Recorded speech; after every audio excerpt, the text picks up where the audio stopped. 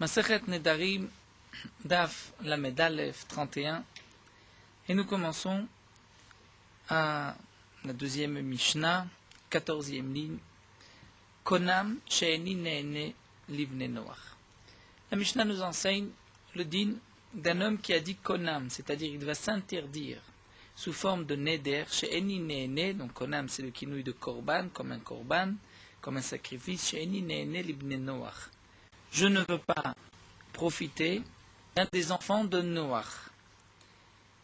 Eh bien, le din est le suivant, Moutar Israël, il a le droit de tirer profit d'un Yisraël, d'un juif, Ve'asur b'ovdei kochavim, mais non pas d'un non-juif, puisque son neder, c'est qu'il s'est interdit Bnei Noach. Qui est appelé Bnei Noach, c'est le non-juif et pas le Yisraël. Bien que la Gemara pose la question, mais Israël, minafik michlal Bnei Noach, est-ce que Yisraël est exclu des Bnei Noach? Après tout, les Noach, les Israël sont aussi descendants de Shem, donc d'un des enfants de Noach. L'Agma répond Kevan de Ikdash Avraham itkeru al Shemé. Puisque, répond l'Agmara, Avraham Avinu a été sanctifié parmi la descendance de Noach, eh bien itkeru al Shemé, les Bnei Israël sont appelés les enfants de Avraham et non pas les enfants de Noach. C'est la descendance Zera Avraham. Et là la Mishnah continue, She'eni ne'ene le Zera Avraham. Si un homme s'interdit de profiter du Zera Avraham, de la descendance de Avraham. Et bien là, le din le suivant, Asur Israël muta b'ovdei kochavim. Il a l'interdiction de tirer profit d'un Israël, mais il a le droit de tirer profit d'un non-juif. Pourtant, demande la Gemara, c'est vrai que les Bnei Israël sont Zera Avraham, la descendance de Avraham, et pourtant, il y a Ishmaël, il y a aussi Ishmaël qui est descendant de Avraham. La Gemara répond, c'est marqué dans le passage, Ki beYitzrak ki karel le Chazara.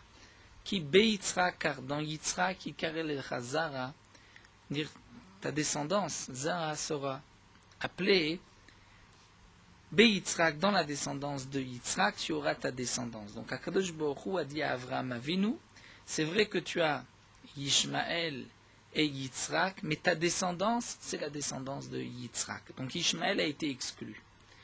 Pourtant, demande la Gemara, Vaïka Esav, il y a quand même Esav qui est descendant de Yitzrak. Bien, la Gemara répond, puisque dans le passouk c'est marqué qui beYitzrak, dans Yitzrak, c'est-à-dire beYitzrak velo kol Yitzrak, pas tout Yitzrak. Donc la descendance de Avraham Avinu, Akadosh Baruch Hu l'a limitée uniquement aux enfants de Yaakov, et non pas Esav ni Ishmaël, puisque qui beYitzrak et karel Chazara, donc même la descendance de Avraham Avinu, c'est seulement le peuple d'Israël. Les autres peuples sont appelés les Bnei Noach, donc comme nous avons vu dans la Mishnah précédente, lorsqu'un homme va s'interdire de profiter chez un Ben Noach, il ne s'agit pas d'un Israël mais d'un non-juif, mais Zera Avraham, là c'est le contraire, il s'agit du clan d'Israël et non pas des nations. La Mishnah continue avec un autre din, She'eni ne'ene mi-Israël. Un homme va s'interdire de profiter mi-Israël d'un Yisraël.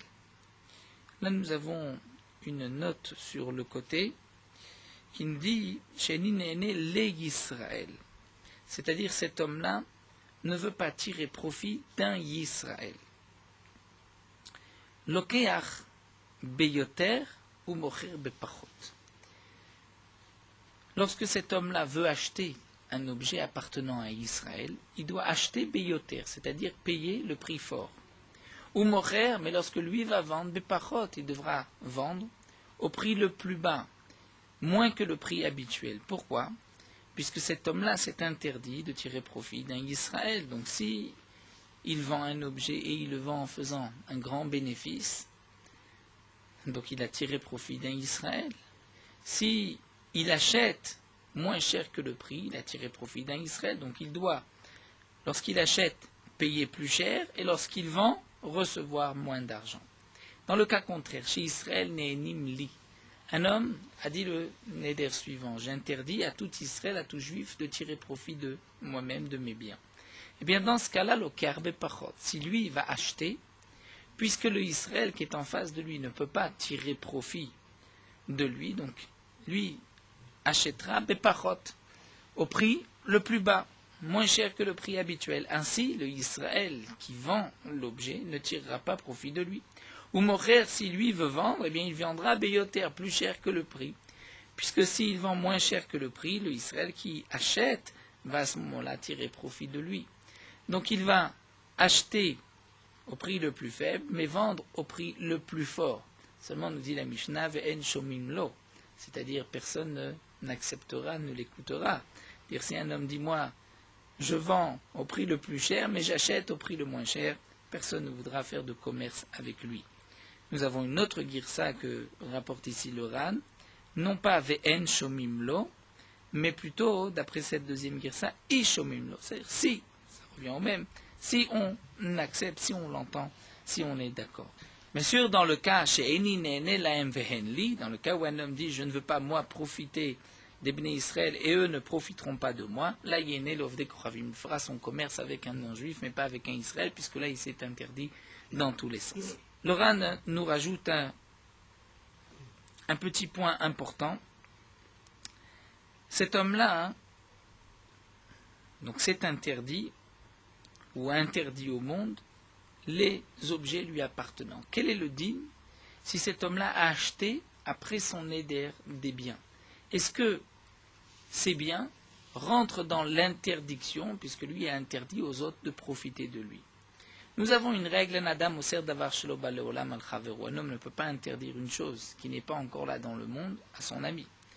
Donc là aussi, on devrait dire la même chose, bien que ça existe, c'est dans le monde, mais ça ne lui appartient pas encore, donc il ne peut pas l'interdire à un autre. Alors là, le Ran nous donne plusieurs réponses. Il dit dans quel cas on ne peut pas interdire ce qui n'est pas encore dans ma possession. C'est lorsqu'on interdit une chose particulière qui n'est pas dans le monde, comme par exemple les fruits d'un palmier qui ne sont pas encore là, ou les fruits qui demain il va acheter. Ou encore, nous dit le Ran, c'est dans le cas où un homme va dire je t'interdis de profiter de mes biens. Donc puisqu'il a dit mes biens, là c'est les biens qu'il a aujourd'hui. Ou encore, dans un autre cas, si un homme a dit je vais donc m'interdire ou interdire même l'échange, c'est-à-dire l'objet, la contre-valeur de ce qui lui appartient aujourd'hui. Mais lorsqu'un homme va simplement interdire à son prochain de profiter de lui, puisqu'il interdit la hana de lui-même, bien nous dit le Ran, puisque l'interdiction dépend du profit de cette personne et que lui se trouve dans le monde, donc même si demain il va vendre un objet qu'il a acheté plus tard au prix habituel, eh bien il fera profiter l'acheteur et donc c'est interdit. Donc là le dîne est le suivant, lorsqu'un homme dit je m'interdis de profiter d'autrui, eh bien il devra lorsqu'il achète payer plus cher et lorsqu'il vend vendre moins cher pour ne pas tirer de profit. Lorsqu'un homme dans le deuxième cas va dire j'interdis aux autres de profiter de moi, eh bien il devra acheter au prix le moins cher et vendre au prix le plus cher. Lorsque cet homme a dit je ne veux pas profiter des autres et que personne ne profite de moi, là c'est marqué, eh bien il fera son commerce avec des non-juifs. Le Ran nous dit que nous avons aussi un chidouche. On aurait pu croire, comme nous l'avons vu auparavant, de la même manière qu'un homme dit, lorsqu'un homme dit je jure de ne pas dormir 3 jours, nous avons vu que c'est une chouva nevatala, puisqu'il ne peut pas rester sans dormir 3 jours, on lui donnera des coups, il pourra dormir. Donc j'aurais pu croire que là aussi cet homme-là, puisqu'il interdit aux autres de profiter de lui et lui s'interdit de profiter des autres, peut-être que c'est aussi un éder le batala qui doit être annulé automatiquement. Donc le chidouche de la Mishnah c'est que non, ce n'est pas un éder qui s'annule étant donné qu'il peut faire du commerce avec les non-juifs. Le Ran soulève aussi un point. Lorsque cet homme-là a dit je ne veux pas profiter des autres ou que les autres profitent de moi, nous avons vu qu'il peut quand même vendre, mais ne pas faire de bénéfice. Là, nous dit le Ran, c'est seulement lorsque cet homme s'est interdit le profit. Donc, puisqu'il s'est interdit le profit, ou il a interdit aux autres le profit de ses biens, lui le profit des biens des autres, donc là, il devra vendre moins cher ou plus cher, tout dépend des cas. Mais lorsqu'un homme va s'interdire les biens des autres, là, il ne pourra pas les acheter, même au prix habituel. Puisqu'il y a un éder, il ne peut pas profiter des biens des autres, donc il ne pourra pas ensuite les acheter même à un prix normal. Là, la Gemara continue, nous avons un petit morceau de Gemara qui n'est pas compliqué, qui se termine à la Mishnah. Ensuite, dire que la Mishnah jusqu'à la fin du Pérec, c'est une Agada, à propos de l'importance de la Mila, nous verrons Bezrat Hashem. Donc là, nous allons lire un morceau de Gemara, Amar Shmuel. Shmuel nous enseigne à l'Okar Kelimina Ouman, si un homme achète un objet, et au moment de l'acheter, il prend à l'Okar Kelimina Ouman, un objet, comme nous explique ici le Mefaresh, un objet en verre, un ustensile en verre, il le prend de l'ouvrier, de l'artisan, les bacros, pour le vérifier, pour voir est-ce que ça vaut la peine de l'acheter ou pas, quelle est sa qualité. Venenaz beyado, et dans ses mains il y a eu un honès et un cas de force majeure, et le vase en cristal s'est brisé, chayav, il doit payer. Pourquoi? Nous dit la Gemara, Alma kasavar anaat lokeach hi. Shmuel pense que lorsqu'un homme achète, c'est le profit de l'acheteur. C'est-à-dire, nous explique le Ran, comme la Gemara l'explique dans Masechet Baba Batra, mais nous dit le Ran, la Gemara ne rapporte pas ici les détails de Masechet Baba Batra, mais la Gemara aussi dans Baba Batra ne rapporte pas les détails de la Masechet Nedari, mais une Sugya complète l'autre. Le Ran nous dit qu'il s'agit ici d'un objet dont le prix a été fixé. On connaît le prix de cet objet. Donc un vase en cristal qui vaut 100. Donc l'acheteur, lorsqu'il a pris ce vase pour le vérifier, il pense la chose suivante. Si ce vase me plaît, je le garde. S'il ne me plaît pas, je le rends. Ce vase s'est brisé dans ses mains. Eh bien l'acheteur, qui n'a pas encore payé, qui ne l'a pas encore acheté, est responsable même de ce cas de force majeure. Pourquoi? Parce que dans un achat, Shmuel pense que tout le profit, c'est l'acheteur. C'est l'acheteur qui gagne et ce n'est pas le vendeur. Et donc, puisque d'après Shmuel, tout le profit c'est pour l'acheteur, eh bien l'acheteur, c'est comme le shoel, puisque nous connaissons le din du shoel, lorsqu'un homme emprunte un objet, étant donné que tout le bénéfice est pour lui, puisqu'il ne paye pas pour emprunter cet objet, eh bien le din est le suivant, c'est que cet homme est responsable de tout ce qui peut arriver à l'objet. Un homme prend une vache, il l'emprunte, la vache meurt, il devra la rembourser. Même si méta, même si un honnête, il doit rembourser. Pourquoi? Puisque toute la naa est pour lui. Donc Shmuel nous enseigne la même chose. Lorsqu'un homme prend un objet de l'artisan pour le vérifier, et l'objet s'est cassé dans ses mains, il est chayav. Donc la Gemara déduit, d'après Shmuel, le profit c'est de l'acheteur. Et donc l'acheteur ici a gagné. Puisqu'il gagne, il est comme un shoel. Et là, le Mefaresh rajoute même sur les mots du Ran, étant donné que le vendeur accepte à l'acheteur de vérifier l'objet par ce profit, si on peut dire, que l'acheteur a, que le vendeur lui permet de vérifier, eh bien, il devient comme un shoel, comme celui qui a emprunté, puisque toute la naa est pour lui. Alors la Gemara s'étonne et la Gemara va poser une question de notre Mishnah. Tnan. Nous avons vu chez Eni Nene Mi Yisraël, lorsqu'un homme va s'interdire de profiter d'un Yisraël. Quel est le din lorsqu'il vend? Il va vendre moins cher que le prix. Parce que s'il vend plus cher, il va tirer un profit. Donc là, Gemara nous dit, l'acheteur ici, qui a fait le neder, on va donner des noms. Réhouven dit, je m'interdis de profiter de toute personne. Il va acheter un objet chez Shimon.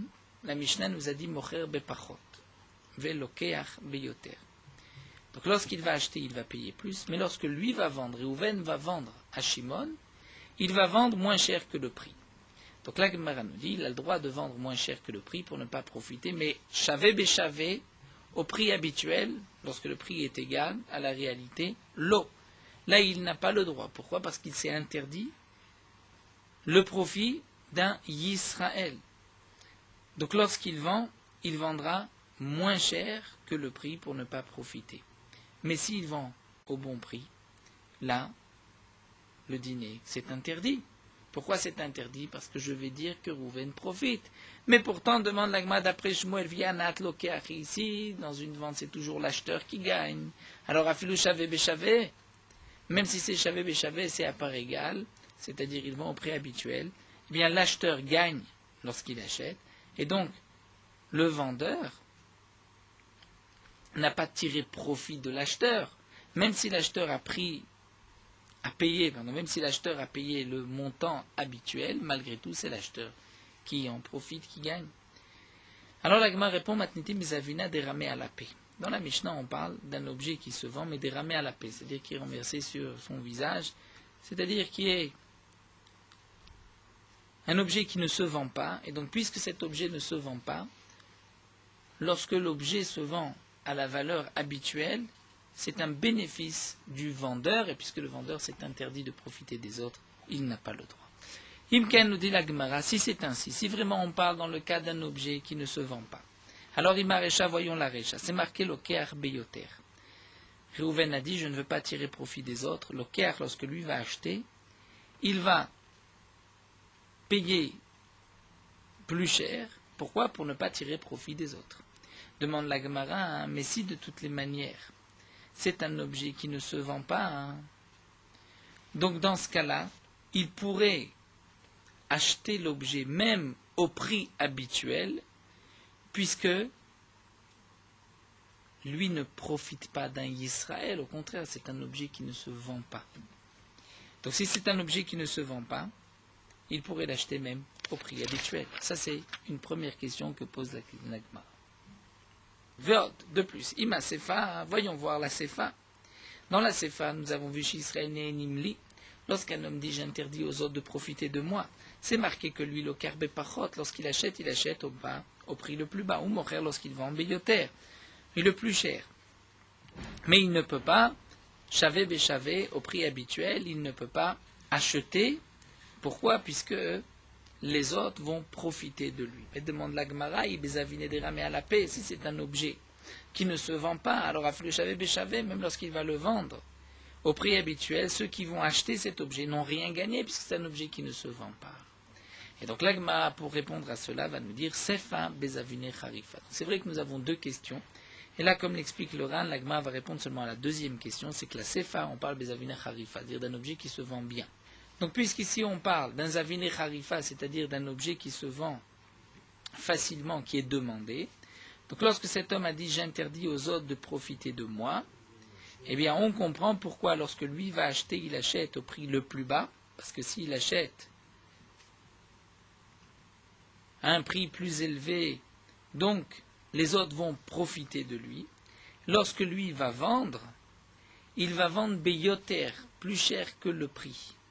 Et puisqu'il va vendre plus cher que le prix, donc les autres ne vont pas profiter. Mais il ne peut pas vendre au prix habituel. Pourquoi? Puisque c'est un objet qui est demandé. Si c'est un objet qui est demandé, les autres vont en tirer profit. Et Ari, alors demande la Gemara, on ne va pas comprendre juste le kerbe pachot.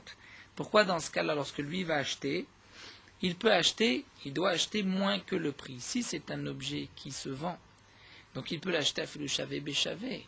Puisque lorsqu'il paye le prix habituel pour un objet qui se vend, l'acheteur, qui a lui fait le neder, n'a pas fait profiter aux autres, aux vendeurs, de ses biens, puisque le vendeur de toute manière aurait pu le vendre facilement, et il l'a vendu au prix habituel. Donc pourquoi là on dit qu'il doit acheter Bepachot? Et là alors la Gemara nous dit Matnitim bezavina metsia. On parle que notre Mishnah, on parle d'une vente qui est metsia, dire moyenne. Ce n'est pas très demandé, mais ce n'est pas non plus un objet qui ne se vend pas. C'est pour cela que dans la Mishnah, puisque c'est Zavina Mitzah, c'est-à-dire un objet qui est moyen, c'est pour cela que nous avons vu le Karbeyoter ou Mocher Be Pachot. Et des Shmuel. Shmuel, lui qui nous a enseigné que c'est l'acheteur qui gagne, et donc c'est pour cela, puisque c'est le profit de l'acheteur, il est responsable. Et bien Shmuel nous parle des Avina Harifa, c'est un objet qui se vend bien. Et donc là, c'est vrai que l'acheteur va en tirer profit. Et puisqu'il en tire profit, c'est pour cela qu'il est responsable. Donc notre Mishnah, on comprend que étant donné que c'est un objet qui est donc Metsia, c'est-à-dire qui se vend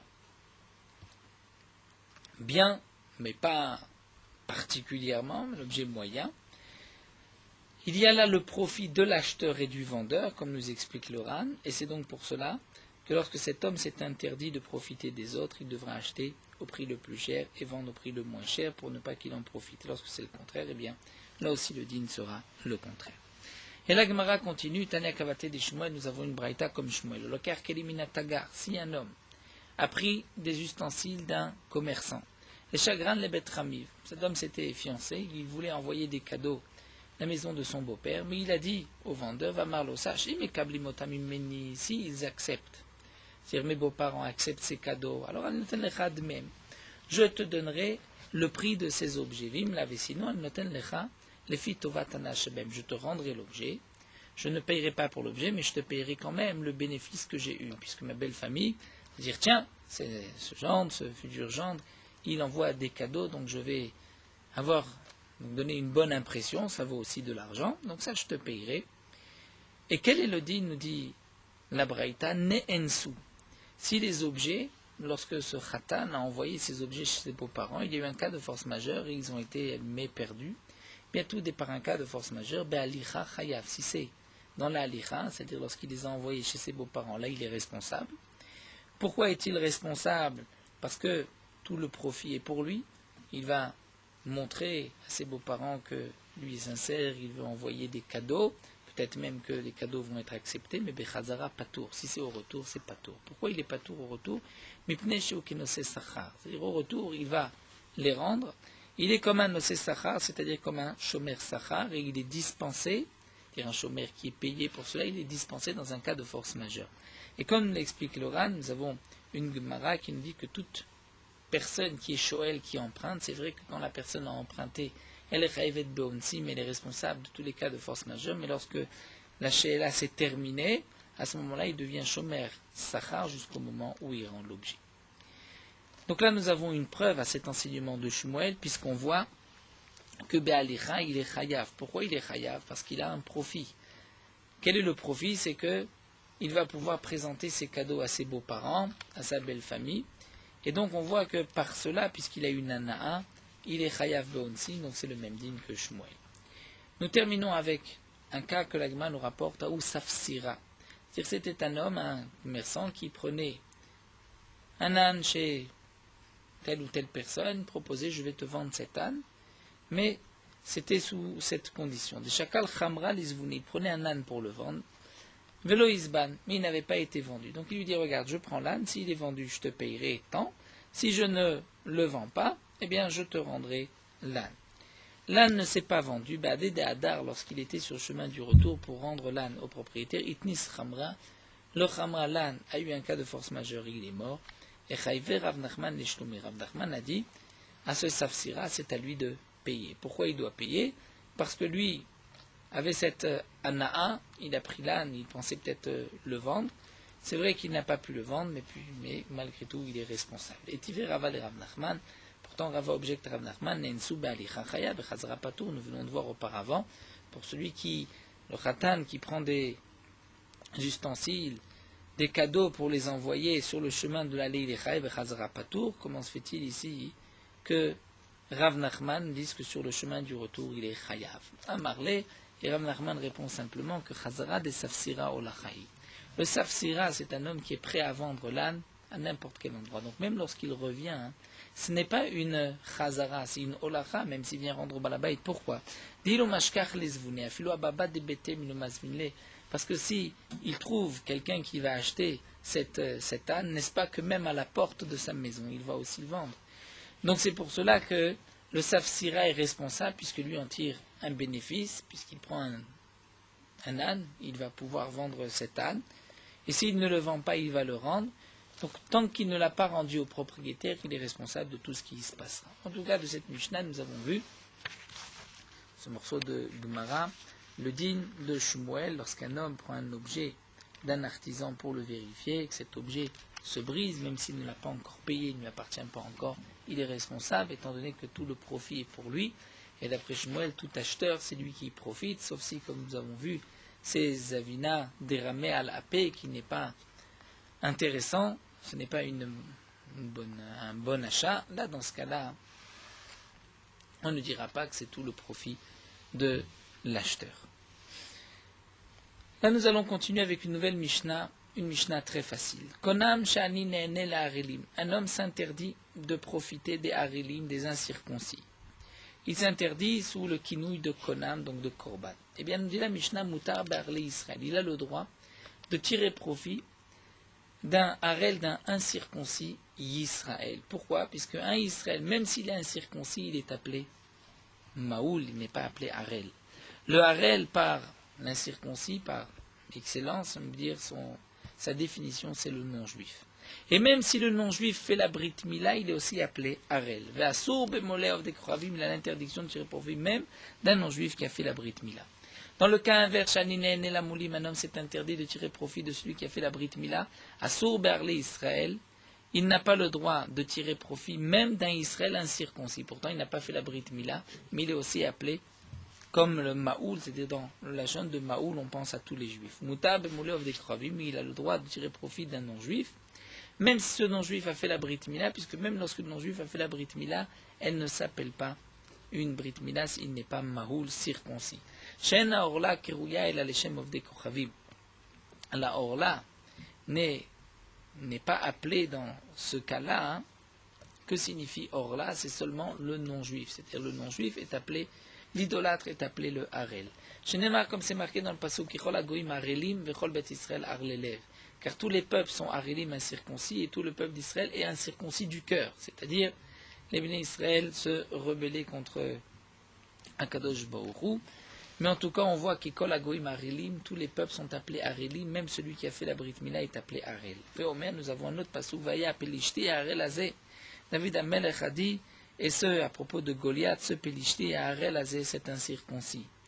Veomer, ensuite c'est marqué Pen, dans le pasuk Pen, Tismachna Benot Pelishtim, Pen Ta'alozna Benot Harelim.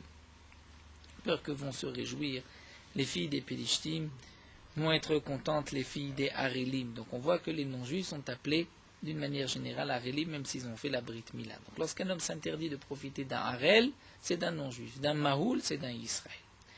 Rabbi Eliezer ben Azaria Omer, Rabbi Eliezer ben Azaria nous dit, puisque nous avons parlé de la Brit Mila, mais Usaï à Orla, la Orla, c'est-à-dire le prépuce qui va être coupé au moment de la Brit Mila, et Maous, c'est répugnant aux yeux d'Akadosh Baruch Hu. Pourquoi chez Nidganou Bar Rechaim, au point que même les Rechaim sont appelés Harelim par cette Orla, chez Nema Kichol Agoim Harelim. Rabbi Ishmael, Omer Rabbi Ishmael nous dit que Gdola Mila Shenichetol le Shosh Chesrei Britot. La Brit Mila est grande, est importante parce qu'il y a eu 13 alliances qui ont été scellées avec les Bnei Israël, comme nous dit le Ran, c'est marqué 13 fois dans la paracha de la Brit Mila, Berit, une alliance. Rabbi Yossé Omer Gdola Mila Shedochet Shabbat Chamura. Rabbi Yossé nous dit Mila Migla est tellement grande que même on peut transgresser Shabbat pour faire la Brit Mila le 8e jour. Rabbi Shua ben Kochomek de la Mila Shalom Nitlal le Moshe Hatzadik Alea Melo Sha'a. La Mila est tellement grande, tellement importante, puisqu'on voit que même Moshe Hatzadik, on ne lui a pas suspendu la punition de la Brit Mila, comme c'est marqué dans le Passou, qui n'avait pas fait la Brit Mila à son fils, et sa vie était en danger, donc même un instant, le mérite de Moshe Rabbeinu ne l'a pas aidé. Rabbi Nechemia Omer de la Mila Shdochet Hanegaim, Rabbi Nechemia nous dit la Brit Mila est tellement importante qu'on voit qu'elle est docha les negaim. C'est-à-dire si un enfant a un bouton de lèpre à l'endroit de la Brit Mila, on pourra couper ce bouton de lèpre, bien que la Torah interdit de couper tout bouton de lèpre. Mais pour la Brit Mila, c'est permis. Rabbi Omer, Gdola Mila shekol mitzvot shasa Avraham Avinu nikra shalem ad shemal. La Mila est tellement grande que toutes les mitzvot que Avraham Avinu a fait avant la Brit Mila, il n'a pas été appelé Shalem, Ad Shemal, donc Shalem entier jusqu'au moment où il a fait la Brit Mila. Shinema, comme c'est marqué, Italer le Fanaï veillé Tamim. Après la Brit Mila, marche devant moi, veillé Tamim, et tu seras entier. Tamim, sans défaut. D'avoir Acher, ou autre explication, que de la Mila, Shil Malehi, le Barak, Kadosh Baruch Hu Itolamo, s'il n'y avait pas eu la Brit Mila, Kadosh Baruch Hu n'aurait pas construit son monde. Shinema, Koamar Hashem, le Briti, Yoma Valaïla, Chokot Shemaim, Baretz Samti, Kadosh Baruch Hu dit, si je n'avais pas mon alliance jour et nuit, et là, la Mishnah nous explique qu'il s'agit de l'alliance de la Brit Mila, eh bien, les lois du ciel et de la terre, je ne les aurais pas placées dans le ciel, dans le monde. Donc on voit que Akadosh Baruch Hu n'a créé son monde que par le mérite de la Brit Mila. Nous allons nous arrêter ici. Nous reprendrons Bezrat Hashem, cette Akada, sans la Brit Mila, jusqu'à la fin du Perek. Nous poursuivons avec Morot Alachad, Aflamed Aleph.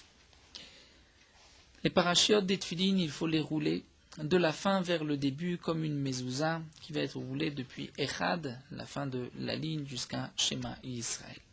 La halakha les Moshe Sinaï, c'est d'enrouler, d'attacher les parachutes des tefillin avec les poils d'une bête cachère avant de les rentrer dans le bail des tefillin.